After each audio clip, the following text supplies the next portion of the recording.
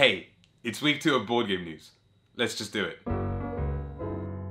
Starting with something that none of us have ever thought is an actual issue, counterfeit board games. An article on ICV2, which was an interview with Christian T. Peterson of Asmodee Games or Fantasy Flight Games. I don't know which company he owns or directs or whatever. It's a confusing company structure. Anyway, so he says basically there are so many counterfeit board games out there that it is actually a problem, and people, you know, like buy something on Amazon that they think this is a great deal. And do you know what? Actually, during Christmas or before Christmas, I was looking at 7 Wonders on Amazon and going 20 quid for 7 Wonders?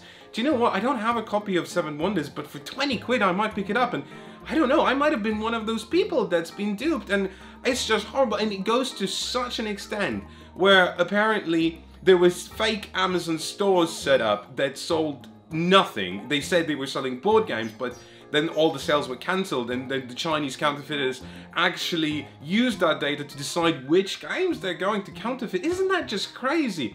And do you know what, on top of it, completely immoral to think that our sacred hobby would be devastated by something as counterfeit board games. By the by, as a complete aside, and this has nothing to do with it, I started a project where I make handcraft, customized board games. You should check out my Etsy store.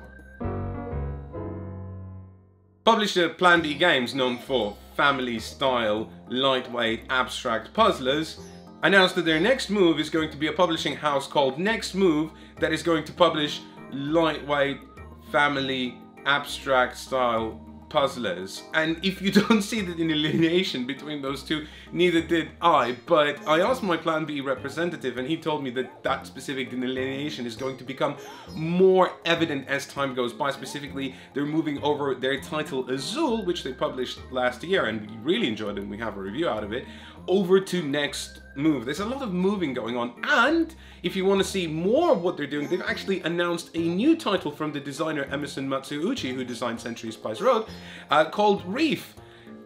It's going to be about reefs, because it's abstract, right?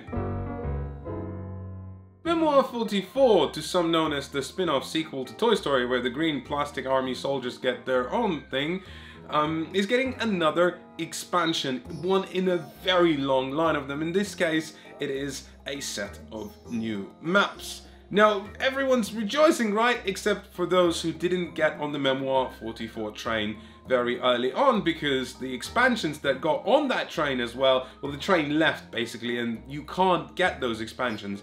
And what's the problem with that? Well, this new set of maps, like many of the set of maps that they've printed before, it requires some of those expansions to be played, and people are looking online and going, I can't buy that. And I looked online and I kind of went, I can't buy that.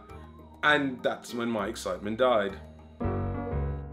Talking of things you can't buy, Kickstarter exclusives. And you know, the entire company that based their selling model on the fact that they're selling you something that you can't get otherwise unless you buy it right now, so it doesn't really matter what happens to the product at the end because you bought it already, so you know. But I mean, some games that come from CMON are okay, like, you know, Blood Rage seems to be really popular, even though I didn't really enjoy it. But here's the thing, this new thing that they have on Kickstarter is not just full of Kickstarter exclusives, the entire game is a Kickstarter exclusive. And by the way, if you're watching this with children or you're sensitive to swearing or violent material, maybe just turn off this video right now. So here's the thing, hate is really fucking violent and it has a lot of fucking swear words in it. I mean, a lot. And don't take my word for it, watch their video for yourselves. Everything's gone to shit. If you want to rule, you have to fucking kill everyone. That's all we know. Even though you'll only face one depraved tribe of assholes at a time, you have to fight every other vicious bastard if you want to see this whole thing through. Now, isn't that just shit on your pants and fucking slip on them delightful? I mean, swearing isn't, and when I say swearing, really bad swearing, isn't the only hallmark of hate.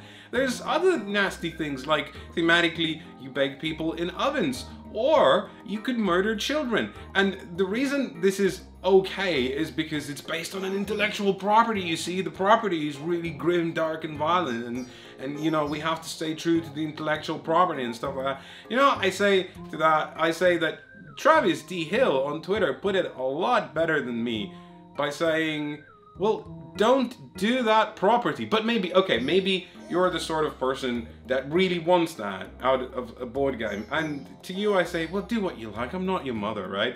But to the rest of us grown-ups here, this is just try. And because, do you know what? Violence is interesting. Violence as a subject matter, I think, is very, very interesting. I don't think this game really says anything about violence. I think it's just violence for violence sake, which is boring. And the gratuitous swearing is just so hemmed in. Actually, I don't even need to write jokes for this because Reddit put it way better than I ever could. Just listen to this one. 3 colors of bamboo you've been fucking waiting for. You are the goddamn king of gardeners. This entire land is yours to plant and water.